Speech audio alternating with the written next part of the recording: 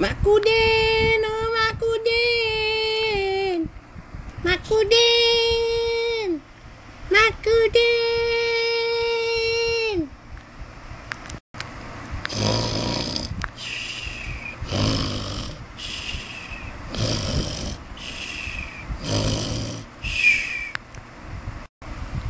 Apalah Mak Kudin lagi tidur ni? Kita panggil-panggil tak jawab-jawab. Lagi bobok dah dia. Shh, cakap pelan-pelan. Adik, kau nak apa? Mekik-mekik aje kat luar tu. Apa je lah. Atuk aku lagi tidur lah.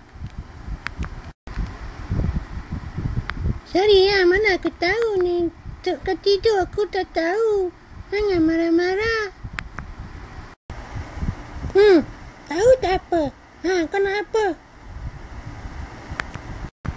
Alah, siapa pula ni? Alah, aku nak tidur pun tak boleh lah. Kacau aja. Siti Nurhaliza datang. Nak jumpa Atuk. Ada tarian. Okey. Atuk bangun sekarang. Andainya engkau ku miliki, sebenarnya kau cinta padaku. Tok. Okey, Tok. Dekat Tok. Dekat nanti Siti Nurhaliza datang. Yelah, Atuk tengah joget ni. Boleh ni. Cantik tak? Cantik. Cakap dah. Nyesal aku dia tak berlalu. Aku datang masuk dengan dia.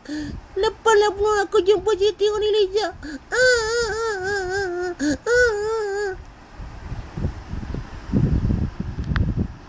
Okeylah. Sekian aje lah. Aku nak bobok lah. Jumpa lagi ya. Bye.